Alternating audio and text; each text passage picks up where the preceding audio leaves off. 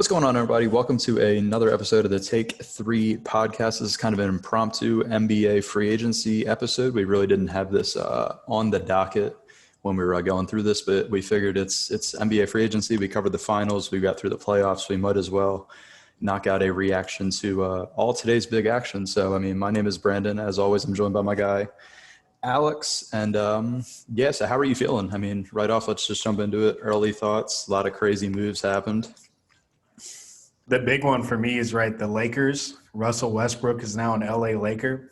It doesn't really make a ton of sense on paper, but it's one of those things where you got three guys that are just uberly talented. So talent outweighs chemistry. If they can figure it out, they can definitely win a title. The shooting is very questionable though.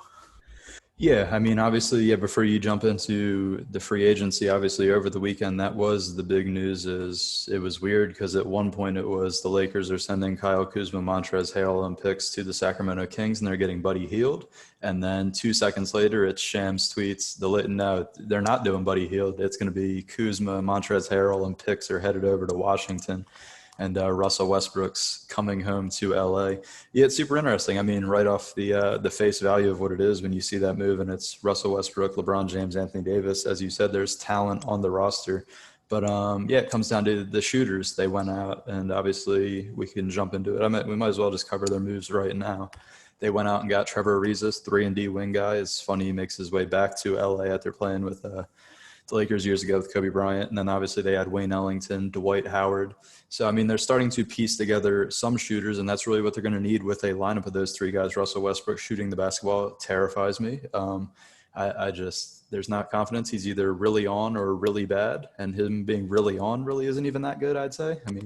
But obviously he's talented, high motor. You're going to need a guy like him in the regular season. It allows LeBron James and Anthony Davis to kind of take nights off, as you would say. He's 36 going into 37 this year, and he's not going to be the guy that he was when he was 26 to the Miami Heat. He's not going to be every single game, 82 games a year guy. And when Russell Westbrook shows up, he's shown his entire career. He's given you 100% for 82 plus games. So it's that's a good move to be able to give LeBron James kind of rest nights and let Russ go crazy. But yeah, I think they still need to add more shooting for sure. Yeah, so when it comes to the regular season and the seeding for the Lakers, Westbrook's going to be huge, right? And we already saw last season, the Lakers got hurt. They fell into the bottom seeds. They had to do a play-in. Then they get stuck facing the Suns, who are eventually the Western Conference champs. So, the seeding really does matter in the West. Russell goes 100% all the time, so he'll be great for it. But I need, if I'm the Lakers, I need AD to be healthy, and, he's too young to be, taking nights off and not doing it. And now he's always been injury prone, but I don't know how well he's taken care of his body throughout his career. And, maybe if he can pick up some tips from LeBron to, take it a little more seriously and try and just stay on the court. Because him and Russell should carry him through the 82 games and then let LeBron do his thing in the postseason. But, when it comes to the shooting – it just worries me, right? So the one knock on Russell Westbrook is he's not a good shooter, and then he makes questionable decisions in crunch time. Now you can eliminate the questionable decisions by having LeBron James operate the offense in crunch time, but then you got Russell Westbrook playing off the ball. And I don't know how Russ is going to do off the ball. I don't know where you really go with that, right? They need shooting. The one free agent I can think of, but I don't think they have the money for it at all, would be Patty Mills, San Antonio Spurs vet. He won a championship with the Spurs.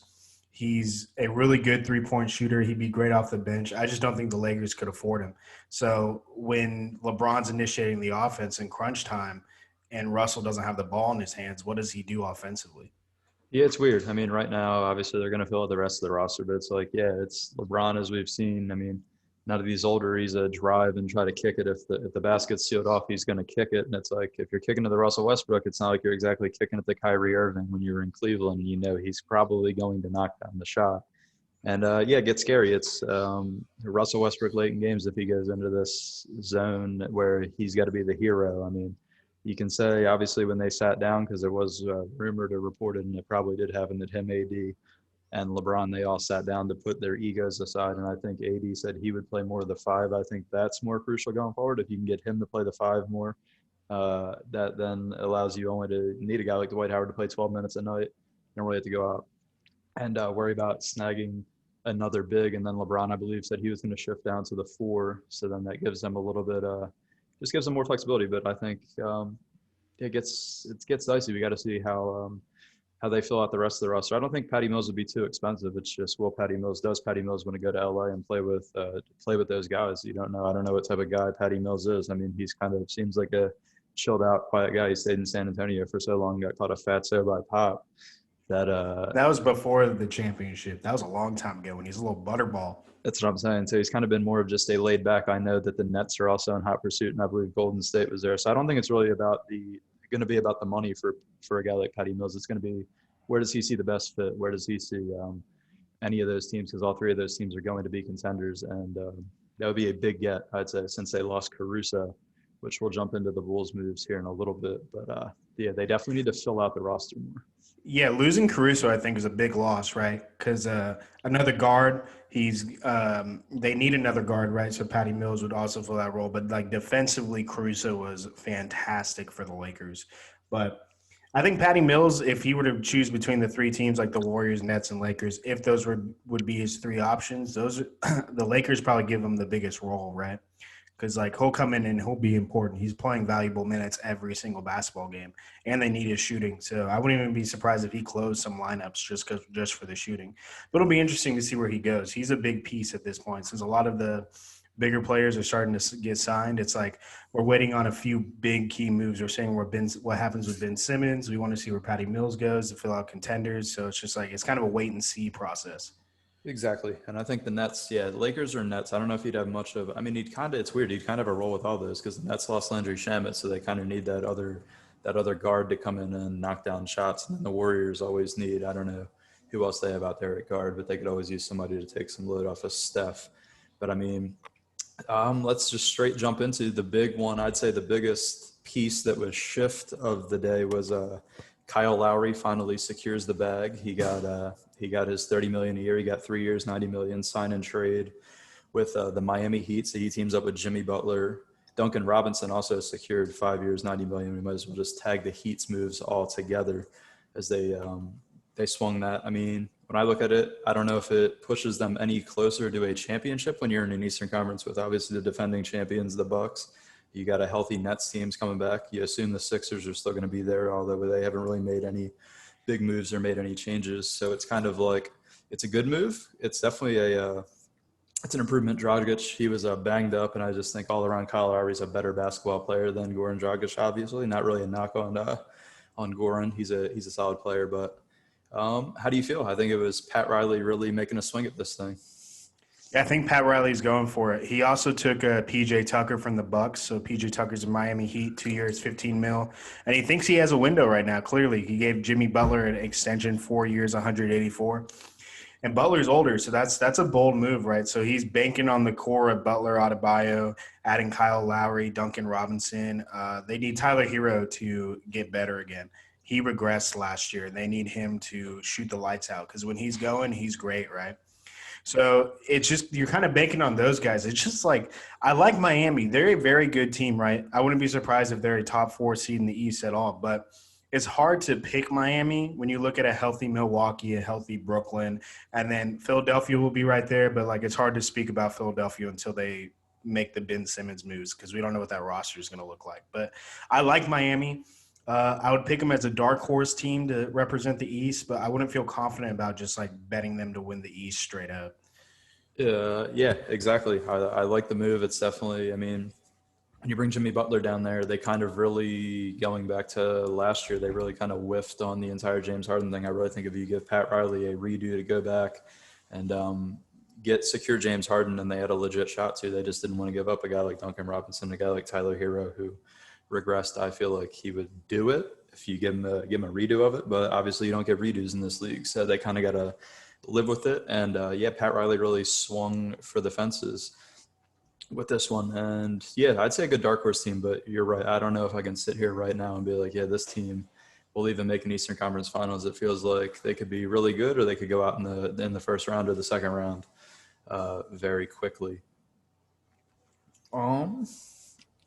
It's really the Miami Heat when you jump into it. Other big moves, obviously CP3, 4 years, $120 million. It was kind of when he sent out a tweet like a couple of days ago that was like, I forget, you can't quit or something. It was like, it basically secured to me that he was going to run it back. Although there's rumors maybe he'll somehow wind up in LA and team up with LeBron James and he'll do this and do that.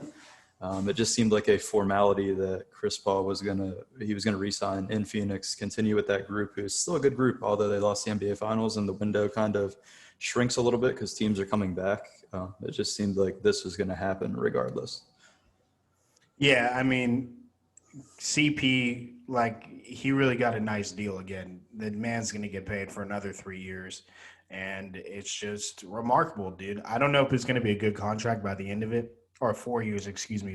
I don't know if it's going to be good the last 2 years, but, like, the Suns have a window right now. They made the finals. They feel confident going into this year. They need to capitalize. It's really that simple for the Suns. Yeah, exactly. I like it. It made sense for both sides, and it was kind of it was going to happen. It was bound to go down. We jump over to another big one, Lonzo Ball. He signed and traded with the Pelicans. It was kind of reported a couple of days ago that he was locking in Rich. I think he's with Rich Paul in Clutch Sports. Don't quote me, but I believe so. And yeah, it was pretty much out there that they were going to get. He was eyeing up the Bulls, and the Bulls have just made sense. Now they now have that athletic backcourt with Zach LaVine, and now they added Alex Caruso as well at 4 years, $37 million. They still have LaVine to go with Ball, and then they have Vucevic. They'll probably lose Lowry Markkanen. I would imagine that he's out of there. But what are the Bulls? What do you think? You like it? I do like the Bulls. And, like, they only got Vucevic for, like the last quarter of the season last year, maybe third of a season. So, like, Vucevic and LaVine are going to be fun. Lonzo Ball adds defensively, assists. He can shoot the ball well. You got Alex Caruso. He's going to be a really good defender. You have Kobe White off the bench still. He can score in bunches. He wasn't great defensively. So, like, when you put him and LaVine together, that's not like a great combo for the backcourt. But if you can play when you have LaVine and Ball, that's going to be good defense. Then you can throw Caruso in as like a mix. So, like, all of a sudden they have like defense to support that offense. And then Vucevic is a great center. So it's like I don't think the Bulls are going to be an elite team in the East or anything, but they should snag a playoff spot. Yeah, I think they'll definitely be more competitive. They kind of Lonzo got better as last year went on, I'd say. I didn't really catch much Pelicans games, but he seemed more comfortable, seemed to get it going. And yeah, he's athletic. He's kind of, if he gets the jump shot down, if the jump shot's going, he's dangerous. And then you pair him with LaVine, who obviously we saw what he's doing and what he's doing with Team USA right now. He's kind of a rising star in the league. And yeah, I don't expect them to really make a run, but I could say, I mean, 7-8 seed, they could sneak in there. Maybe, yeah, I'd say comfortably. I mean, maybe in a playoff or the play in, my bad, not playoff, but that's really the outlook that I would see out of them. Oh, yeah, and, like, to speak on LaVine, like, LaVine's still really young. He came in the league so early, and the sky's the limit for LaVine. He's getting better and better and better. And Lonzo did improve throughout the year. His three-point shot is, like, legit now. He can knock it down consistently. So I think it's a really good addition for the Bulls. They're slowly building. Yeah, I feel like it allows LaVine to just focus on scoring, right? Lonzo's going to be the playmaker. Lonzo's going to run the offense, and it kind of allows LaVine to do his thing, just score. You don't have to really worry. I mean, if Patrick Williams can take a step up, obviously Vucevic is going to give you his thing. This team they're building something. It's interesting to see always when a team that's been bad for a bit, they start to put it together a little bit. Jumping over to the defending champs, pretty interesting one. Bobby Portis re-up 2 years, $9 million. People really thought, hey, he could go out and snag a 4 years, $50 million deal. Like, he could go out and get the bag, but it just seemed like, obviously, by signing this deal, he really fell in love with the city of Milwaukee. The city of Milwaukee fell in love with him through this playoff run. And I'm not up in arms with it. People are kind of up in arms, like, hey, why didn't he go get the bag? Why didn't he go get the bag? But it's like, he's only 26 years old. It's like, you take this, you play 2 more years, you're chasing rings with Giannis for 2 more years, and then just keep letting your stock build up. And then you got full arenas for the next 2 years. You got revenues going to be on the up and up. And then when you see the cap's only going to go up now. I mean, we're past the COVID thing where this is kind of a down year. He just gets to keep building his stock, and he's not in a pressure situation. Play your 15, 20 minutes a night, do your thing, and just continue to show teams what you can do. And then when you're a free agent and the revenue's up and maybe there's more intriguing teams to spend money, you kind of capitalize on that. Oh, I agree entirely, right? I believe Bobby Portis is 26. So 2 years, he'd be 28. So he's still plenty young in his prime to go get a big bag. And also, it's always fun to run it back. You want to defend your title, right? Even if he was just like a guy off the bench, he still played important minutes for him, right? And then PJ Tucker's gone, so like he'll probably have a slightly larger role this next season. And if Milwaukee goes back to back or wins another championship within these 2 years, he gets another one, then he looks even better, and the bag's probably even bigger for him. So like I like the calculated risk here. Plus, it's probably fun playing alongside Giannis. Yeah, for sure. I mean, as you said, PJ Tucker's out. His role could probably get expanded this year.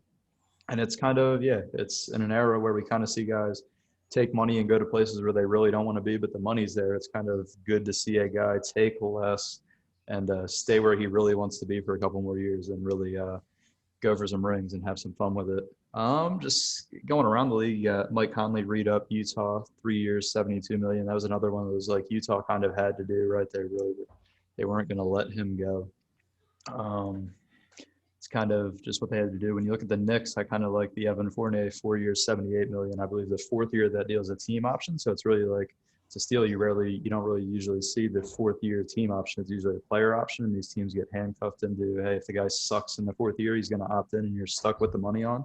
So I kind of like that. And then I like they brought back Alec Burks for 10 a year. The one I didn't really like was Nerlens Noel at 3 years, 32. His agents would deserve an award. I mean, he got his guy 10 million a year, but I don't really. I feel like you could go out and get a cheaper big, and I don't really see Nerlens Noel being a 10 mil a year guy. That I agree with, but I think a lot of these guys aren't honestly worth their contracts. It's just like the league's in a really good spot financially, and like kudos to these guys for getting the bag, nothing but respect. But a lot of these dudes aren't like 50 to $80 million players, but they're getting paid like it. But to the Knicks, I like the Evan Fournier move quite a bit. 4 years, 78 million. Evan Fournier shows he can score the basketball really well.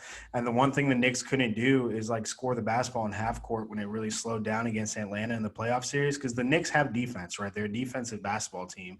Thibodeau's a defensive head coach. He's going to run his main guys into the ground, but they're going to play defense the whole damn time, always. So like adding Evan Fournier for an offensive threat, if he can like get a few more buckets, maybe the outcome's a little different against Atlanta, because they just had trouble scoring in bunches. Like there was many stretches where the Knicks just could not score for like minutes at a time.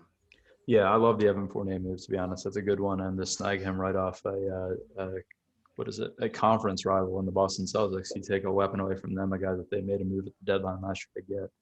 And they kind of whiffed on that. Puts the Celtics in a weird spot, and I like it for the Knicks for sure. It allows them to space the floor around Julius Randle. So if he gets doubled in the post, he can kick it.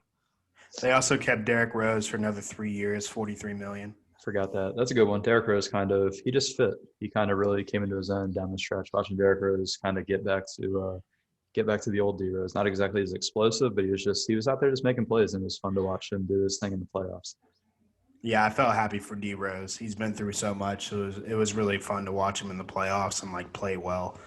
Exactly. Other news out there: Cleveland, Jared Allen, restricted free agent. They locked him up 5 years, 100. It was kind of going to happen. It's going to be an interesting backcourt, in the front court. Yeah. What did you think about that? Because they just got the USC center, and I know he's a rookie and he was best player available, but like you get that big draft pick and then you give Jared Allen 5 years, 100 mil. I mean, they could always trade and get off the contract. You never know what's going to happen, right? But like, what do you think about that? Like giving him a contract and then drafting the center at number 3.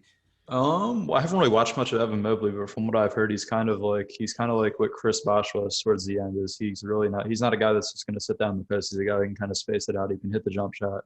So I don't think they're going to be like clogged. And then Jared Allen obviously does his thing on the boards. He'll be able to get his. I just think there's something where they weren't just going to let him walk, right? They'll eventually, if they want to move off of it, they'll find a way to move off of it. But it was one of those formalities. They were going to get it done. I don't think it's really like a clash of play where they're going to be clogged down low though, because Evan Mobley and Jared Allen are going to be on the floor together.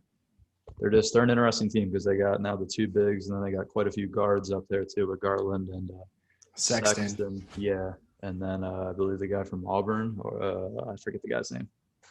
Isaac Okoro, I think his name is, at a wing. So they're super young. But I mean, it was going to happen. It was bound. I don't think it's a bad move. As long as the floor is spaced and there's not clogging, they're pretty much good. That's like the thing I was worried about. Like, but I haven't watched Mobley play. Like, I believe barely any. Yeah, Mobley, I believe, can stretch the floor. He's kind of your modern big. And he can run. I think he can move like a small forward. So he's pretty versatile.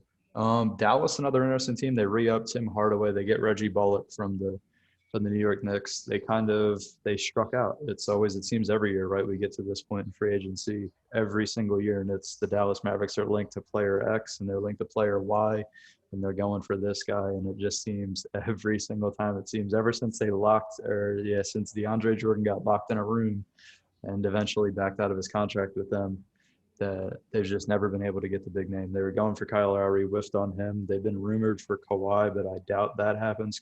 That's not happening.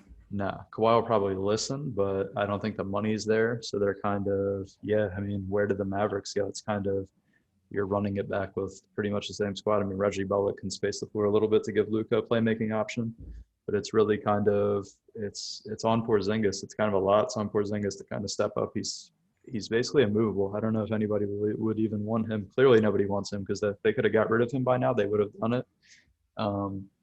They're kind of, Luka's going to eventually, I think at midnight he can sign his extension, or I think he said he's going to sign it after the Olympics. Obviously he's playing with Slovenia right now, I believe it is. He's beating Germany right now. Yeah, so he's going to re-up for his 5 years. But, what do you think? They struck out again. Yeah, classic Dallas, right? And they always say they're going to go for these big guys. But, if you look at since, Dirk's been there and, Mark Cuban's on the team, they've done it through trades, right? They seem to have trouble getting guys through free agency. I'm sure there was a couple through free agency, but in general, they tend to strike out. They struck out on Kyle Lowry. The Christos Porzingis trade was really cool in the moment because if Porzingis could return to form, it would be elite, but he clearly can't. He's had a lot of trouble staying on the court. And then when he's on the court, he's had trouble being productive. He's not shooting super efficiently. He's 7 foot and he's not getting boards. It's the most confusing thing in the world. It's so frustrating to watch. Luka's out rebounding him, but I don't know. Reggie Bullock's a nice addition. He can score for him. But I'd be worried if I'm Dallas. You got to do everything in your power to keep Luka Doncic there and, not improving. I know Luka is still young in his career, and he's, so good, right? But not improving the team and everything, it's going to make him want to leave down the road. And, you got to do everything in your power to keep Luka a Maverick for life because he's just such a special talent. So it would worry me if I was Dallas a little bit. Yeah, they kind of failed to get that secondary ball handler that they really wanted to play alongside Luka. And I've said it time and time again throughout this whole year is everybody compares Luka to Dirk and Dirk just because they're international guys. I'm telling you right now, Luka, the mindset's not the same as Dirk. If they screw this up and they don't put the team around him, he's not just going to sit there. He's going to bolt because he's such a global star. I feel like his stardom is almost it's definitely bigger than Dirk's, I would say. And I would agree. Yeah, he's almost becoming a face of the league at this point. LeBron's still hanging around, but he's getting that big as a star. And he will bolt, I think, if they don't start to put it together around him. He clearly doesn't really enjoy the Porzingis fit. And then they kind of whiff on this. So, if you're the GM, and obviously Jason Kidd will now have a shot to kind of hone it in and get Luka maybe what he wants or where they want. So it's going to be, there's a lot of pressure going to mount on the Dallas Mavericks in the coming year and years to come. Yeah, right. So the roster didn't improve greatly, but their results need to improve greatly in order to keep Luka. So it's that's a really tight place to be in. Because Luka, he's gonna be the face of the league. He's so young and he's such an icon already, and he's putting together a great Olympic run as well. So it's his resume is just getting more and more impressive. And if they don't get the roster better, he will leave. You're right. He has a different mindset. He's a younger guy, and Luka is just so competitive. He wants to win championships and MVPs. So if he can't do that in Dallas, he's going to go somewhere that he can. Exactly. Quiet team contender, obviously going into the next year. They lost Jamal Murray because of the ACL injury last year, but I liked what the Mavericks, but the Nuggets did kind of in the background. They brought JaMychal Green back. They got Jeff Green. So those are your wing guys. Then they also retained Will Barton, 2 years, 32. So, I like where they are. It's kind of low-key moves. They didn't make any huge splashes, but they brought back to already a good team with obviously the reigning MVP, and then they're going to get Jamal Murray back.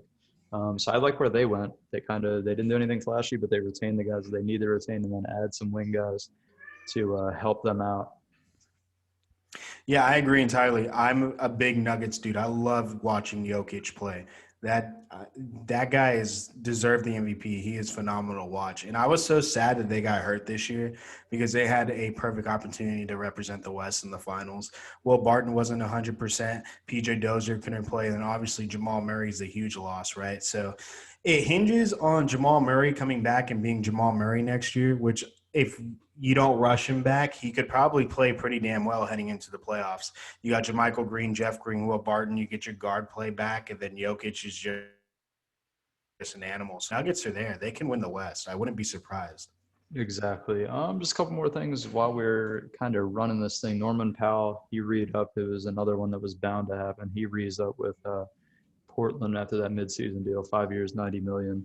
I mean, honestly, if Duncan Robinson is getting 5 years, 90 million, if you're Norman Powell, you're definitely asking for the 5 years, 90 million Duncan special, as we'll call it, is what I would say. Blake Griffin going back to the Nets, he's already getting 30 million from the Pistons anyway after the buyout when he left, so he kind of gets to do his thing, chase a ring again. Um, what else do we got? The Lakers, they got Kent Bazemore, 1 year deal. It's a wing player. Raptors signed Gary Trent for 3 more years. The Pistons spent money on Kelly Olynyk because they don't really have anywhere else to spend money. So congrats to Olynyk on getting a nice contract. Yeah, I was gonna say I was gonna skip over the Pistons. I usually skip over teams that they have to spend money just to reach the salary floor. And right, like the Pistons suck. Obviously, they got Cade Cunningham if he can turn out to be a star, which I think will be pretty damn good this year. But it's like they had to spend money, so they just gave money to somebody. And then yeah, obviously Gary Trent. I mean, they made that midseason swap. The Raptors did. They weren't just gonna let Gary Trent roll after giving up Norman Powell, so it kind of made sense. I mean, you covered Jimmy Butler, Trae Young. They're going to agree to the supermax at midnight. It's weird that the free agency starts now, but they can't do the supermaxes and like the extensions till midnight. Kind of doesn't really make any sense. Another one I like is the Suns getting Cameron Payne back for around, it was like 6 a year, 19 over 3. Like I think that's a very underrated pickup as well for a team that's kind of cap strapped already. Once you bring Chris Paul back, to get him. And they also added JaVale McGee, who's kind of a defensive guy behind DeAndre Ayton. As you saw in the finals, the second Dario Saric went down and they were running Frank Kaminsky out there. Just kind of, it wasn't really the same. It never really looked comfortable. So I kind of like that fit. I mean, you only need JaVale to play 10 to 12 minutes a night on a good night. Everything's rolling. And then obviously Cameron Payne really boosted his stock in the playoffs. He was pretty damn good. Yeah, the Suns' points are actually really good. I agree entirely. The JaVale McGee, because Sarchic, without him, they just did not look good. And Aiton got into foul trouble. It's like McGee can play in small spurts like really well. So I like that. And Cameron Payne, I think like he just loves Phoenix, right?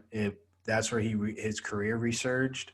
He's given him a shot, 3 years, 19 mil. Because honestly, he probably had more money on the table. I'd be surprised if he didn't. He had a really good playoff run, especially the games where Chris Paul couldn't play. Cameron Payne didn't miss a beat. He went in there and played really well. So good for him. Yeah, he did his thing. I missed the Nuggets brought back Austin Rivers. He was pretty decent for them when Javal Murray went down. He did some things for them. And then really the last one that I got is Nicholas Batum. He was kind of floating around with the Warriors and a couple other teams, the Heat as well, I think.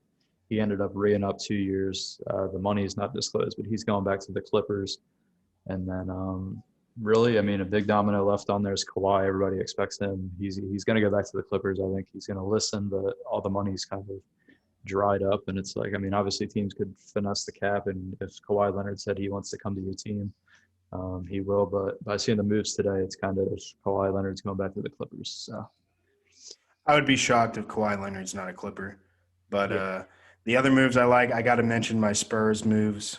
Big Dermot's, whatever, for the money. He laughs, but I'm a Spurs fan. Got to represent the Spurs. Zach Collins, 3 years, $22 million. That's like a steal. Zach Collins can't stay healthy at all, but he's got tremendous upside. If he somehow got healthy, that'd be a steal for the Spurs. But it's like a nice little gamble / risk. The Spurs aren't doing anything anytime soon, so I like the little gamble on Zach Collins. Exactly. Yeah, Zach Collins is almost like, yeah, I mean, if Jameis Winston doesn't throw interceptions, he'll be a good quarterback. It's like, it's kind That's going to be a long one. I like that, dude. of, we're kind of on that. But I mean, yeah, it's kind of the Spurs, they have all these young guys, DeJounte Murray, Keldon Johnson. Lonnie Walker. They don't really have a timeline, so they have to spend money somewhere. Doug McDermott, he can shoot the ball a little bit. And then, yeah, as you said, I mean, realistically, if Zach Collins can stay healthy and play basketball, he can be a pretty decent big. And to get him at 22 over 3, it's just you got to see what the doctors can do. Kawhi said the doctors in San Antonio weren't too good, so we'll see what Zach Collins says at the end of it.